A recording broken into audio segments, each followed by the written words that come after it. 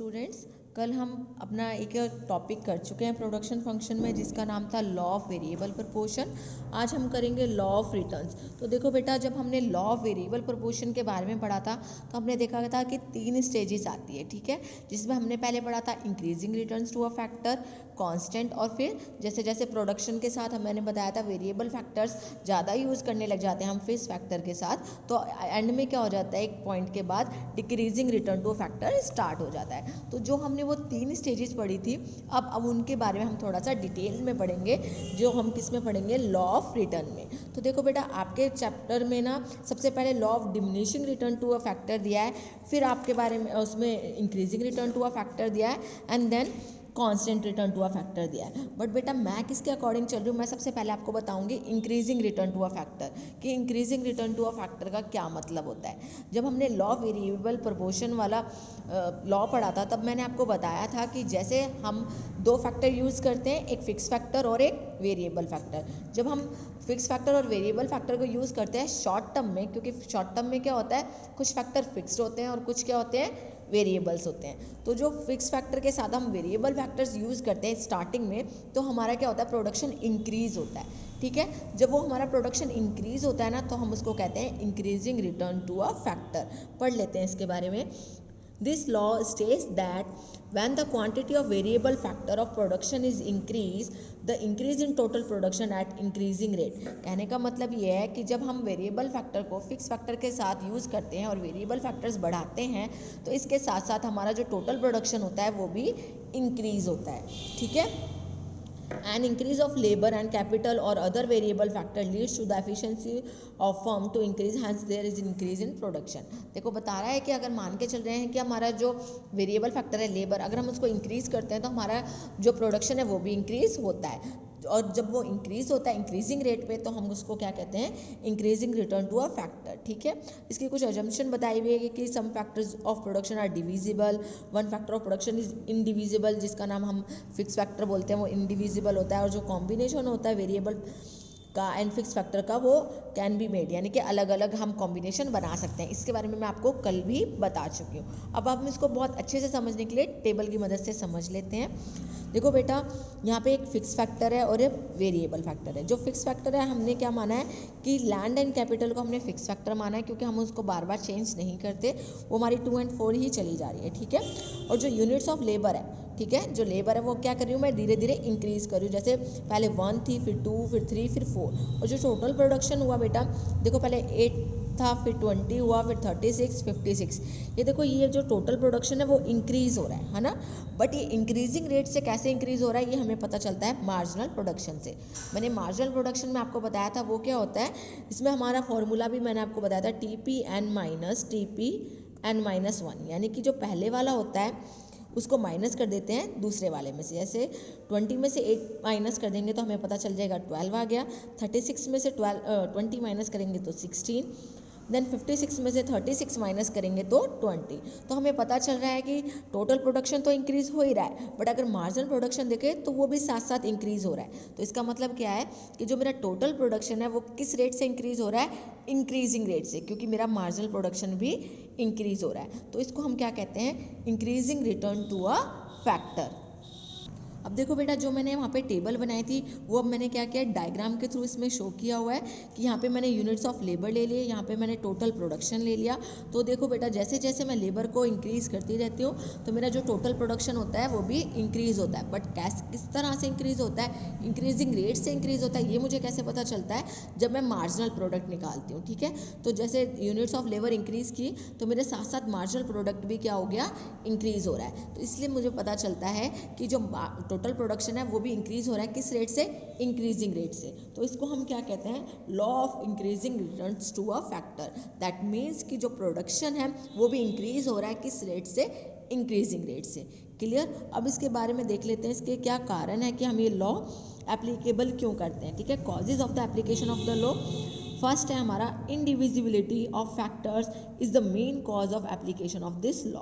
तो क्या है, जो फैक्टर्स होते हैं वो इंडिविजिबल होते हैं, ठीक है, इसी वजह से हम ये इस लॉ को यूज़ करते हैं। These are the use even when production is law when production is increase same units work at optimum level and hence MP increases. वो बता रहा है कि अगर हम कम भी यूज़ करते हैं फैक्टर ऑफ प्रोडक्शन तो भी ना हमारा रेट हाई ही रहता है प्रोडक्शन का। क्यों? क्योंकि हम ये मान के चलते हैं कि जो फैक्टर ऑफ प्रोडक्शन हम कम भी यूज़ कर रहे हैं पर वो ऑप्टिमम यूज़ हो रहे हैं। ऑप्टिमम मतलब एफिशिएंट रेट पे यूज़ हो रहे हैं, मिनिमम वेस्टेज हो रही है, मैक्सिमम यूटिलाइजेशन हो रहा है रिसोर्सेज का, जिसकी वजह से हमारा जो प्रोडक्शन है वो इंक्रीज हो रहा है। इसी के कारण क्या होता है, इंक्रीज इन एफिशिएंसी होती है। एफिशिएंसी का मतलब होता है मिनिमम वेस्टेज। ठीक है बेटा, तो जब हम इस लॉ का यूज़ करते हैं तो क्या होता है, हमारी एफिशिएंसी में इंक्रीमेंट होता है। कैसे? क्योंकि जो लॉ मान के चले, इस लॉ में क्या होता है, increasing return to a factor है, यानी कि आप फैक्टर्स बढ़ाएंगे तो आपका प्रोडक्शन भी बढ़ेगा। इसका मतलब जो आप लेबर है वो क्या करेगी, एफिशिएंट वे में काम करेगी। देन इकोनॉमिक्स की बात करें, इकोनॉमिक्स मतलब यहाँ पे मनी से रिलेटेड है इकोनॉमिक्स, यानी कि देखो expansion bring the benefits of internal and external economics in the industry in the form of finance, marketing etcetera. It reduce average cost of production and increase MP and ultimately profit. जब हमारा marginal production increase होता है, यानी कि हम बताते हैं कि चेंज इन प्रोडक्शन हमारा बढ़ रहा है, तो इसके साथ साथ इकोनॉमीज आती है और हमें प्रॉफिट होता है। ठीक है, और जो मशीनरी का यूज़ है वो भी हम क्या करते हैं, प्रॉपर यूज़ करते हैं। ठीक है, अब बात कर लेते हैं इसी में, पहला हमने लॉ पढ़ लिया कौन सा, law of increasing returns to a factor. अब हम पढ़ रहे हैं law of constant return to a factor. Constant का मतलब क्या होता है, कांस्टेंट का मतलब होता है कि जिस वे में, देखो कांस्टेंट का मतलब क्या होता है कि सेम वे में बढ़ना। ठीक है, क्या मतलब होता है कांस्टेंट का मतलब सेम वे में, जैसे जितने से आप क्या कर रहे हो, अपने फैक्टर ऑफ प्रोडक्शन बढ़ा रहे हो, यानी कि जो आप गुड्स प्रोड्यूस करने के लिए जो फैक्टर यूज़ कर रहे हो, वेरिएबल फैक्टर, वो जितने बढ़ा रहे हो आप, उसी रेट से आपका जो प्रोडक्शन है, टोटल प्रोडक्शन, वो भी इंक्रीज होता है। इसको हम समझ लेते हैं। देखिए, in this case one factor is increase constantly and it is observe that production also increase at the same constant rate. तो जिस रेट से आप अपने वेरिएबल फैक्टर को बढ़ाओगे, उसी रेट से क्या होगा, आपका प्रोडक्शन भी इंक्रीज होगा। ठीक है, अगर इस लाइन की बात करें तो देखो, law of constant returns to a factor states that if one variable factor is constantly increase, constantly मतलब अगर सेम रेट से आप इंक्रीज कर रहे हो, total production increase at constant rate, तो उसी रेट से आपका टोटल प्रोडक्शन भी इंक्रीज होता है। अभी हम इसको ना टेबल की मदद से और अच्छे से समझ लेते हैं। तो देखो बेटा, वही बात है कि पहले हम लैंड एंड कैपिटल को क्या मान के चल रहे हैं, फिक्स्ड है। ठीक है, अब मैंने क्या किया, यूनिट्स ऑफ लेबर को इंक्रीज़ किया है, तो मेरा जो टोटल प्रोडक्शन है वो भी क्या हो रहा है, इंक्रीज़ हो रहा है। ठीक है, अब कितने से इंक्रीज़ हो रहा है ये हमें किससे पता चलता है, मार्जिनल प्रोडक्ट से। तो मैंने देखा कि जो अब मैं TP n-1 कर रही हूँ, तो जो मेरा मार्जिनल प्रोडक्शन है वो कितना आ रहा है, 10 10 10 10, यानी कि कहने का मतलब है कि ये क्या हो रहा है, कांस्टेंट रिटर्न है। कांस्टेंट रिटर्न है ना, कि मैं अगर वेरिएबल फैक्टर अपना 1 से बढ़ा रही हूँ, तो जो मेरा मार्जिनल प्रोडक्शन है वो भी क्या हो रहा है, सेम रेट से इंक्रीज़ हो रहा है। यहाँ पे सेम रेट है, यहाँ पे भी मैंने 1 इंक्रीज़ किया, यहाँ पे भी 1 1, देखो 1 से 2 हुआ, 2 से 3 हुआ, 3 से 4 हुआ, तो मैंने सब जगह 1 से बढ़ाया, तो इधर भी क्या हो रहा है, सेम रेट से ही इंक्रीज़ हो रहा है। हमेशा मार्जिनल प्रोडक्शन कितना आ रहा है, 10 10 10 10। तो इसको हम क्या कहते हैं, इसको हम कहते हैं constant returns to a factor.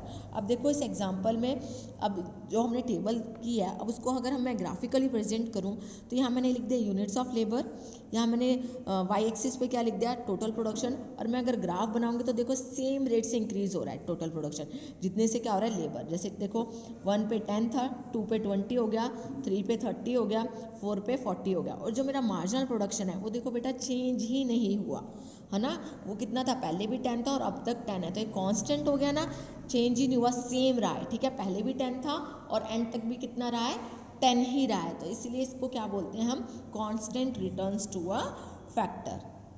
अब हम थर्ड की बात कर लेते हैं, लास्ट हमारा होता है law of diminishing return to a factor. Law of diminishing returns to a factor, diminishing का मतलब क्या होता है, डिक्रीज होना।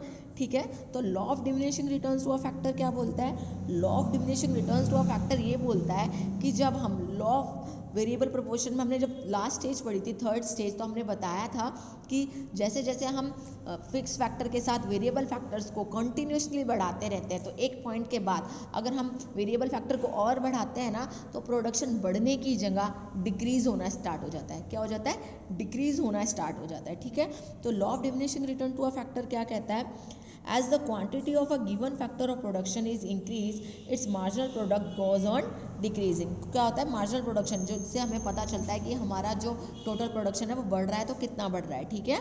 तो वो क्या होना स्टार्ट हो जाता है, डिक्रीज होना स्टार्ट हो जाता है।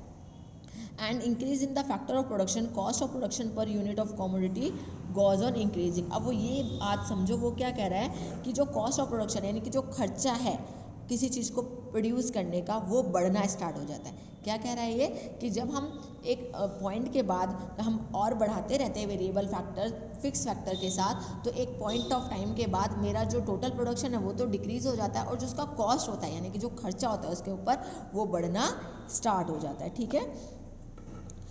सो इसको हम क्या बोलते हैं, या तो हम इसको बोलते हैं law of diminishing returns to a factor क्योंकि प्रोडक्शन कम हो रहा है, और इसके साथ साथ हम इसको बोलते हैं लॉ ऑफ इंक्रीजिंग कॉस्ट क्योंकि जो खर्चा होता है उसके ऊपर प्रोडक्शन करने पर वो हमारा इंक्रीज होना स्टार्ट हो जाता है। So as a proportion of one factor in a combined of the factor is increase after a point, एक पॉइंट के बाद क्या होता है, the marginal and average product of that factor will diminish. तो एक पॉइंट के बाद क्या होता है, आपका जो मार्जिनल प्रोडक्शन होता है और आपका जो एवरेज प्रोडक्शन होता है वो धीरे धीरे कम होना स्टार्ट हो जाता है। अब हम इसमें क्या एज्यूम करके चलते हैं, इस लॉ में हम इस लॉ में एज्यूम करके चलते हैं कि all units of variable factors are homogeneous, सारे होमोजीनियस है। होमोजीनियस का मैंने मतलब बता दिया था कि सेम ही फैक्टर होना चाहिए। अगर हम लेबर लेके चल रहे हैं तो लेबर ही लेके चलते हैं वेरिएबल फैक्टर को। फिर बता दिया था टाइम अवेलेबल इज शॉर्ट, मैंने आपको पहले भी बताया था कि जो लॉ ऑफ वेरिएबल प्रोपोर्शन होता है वो शॉर्ट टर्म में ही हम करते हैं और ये उसी की स्टेजेस के थ्रू ही बना है, तो हम इसको क्या बोलते हैं कि ये शॉर्ट टाइम पीरियड में बनता होता है। No change in technique of production, हम अपनी प्रोडक्शन टेक्निक में कोई चेंज नहीं करते। Some fix factors are use for production, बताया था दो फैक्टर लेके चलते हैं, एक फिक्स फैक्टर और एक variable factors. One variable factor is increase in equal proportion, तो जो हम वेरिएबल फैक्टर को लेके चलते हैं वो क्या होता है, इंक्रीज होता है। अब इसको हम ना थोड़े से टेबल से समझ लेते हैं, तो वही हमारी पुरानी टेबल है, बस इसमें क्या चेंज हो रहा है, टोटल प्रोडक्शन और मार्जिनल प्रोडक्शन।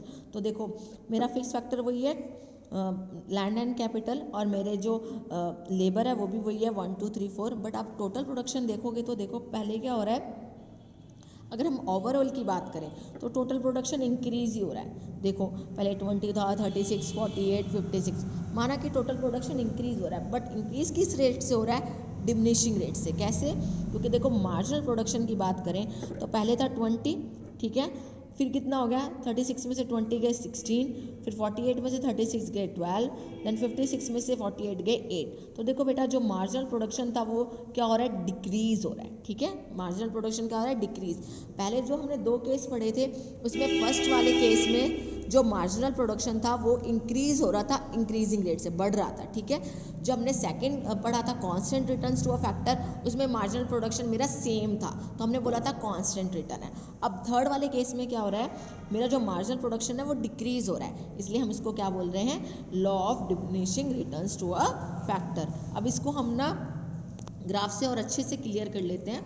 देखो बेटा ग्राफ में क्या हो रहा है कि जो मैंने अभी ये टेबल बनाई है उसको मैंने ग्राफिकली प्रेजेंट कर दिया। तो यूनिट्स ऑफ लेबर इधर है और टोटल प्रोडक्शन इधर है, ठीक है।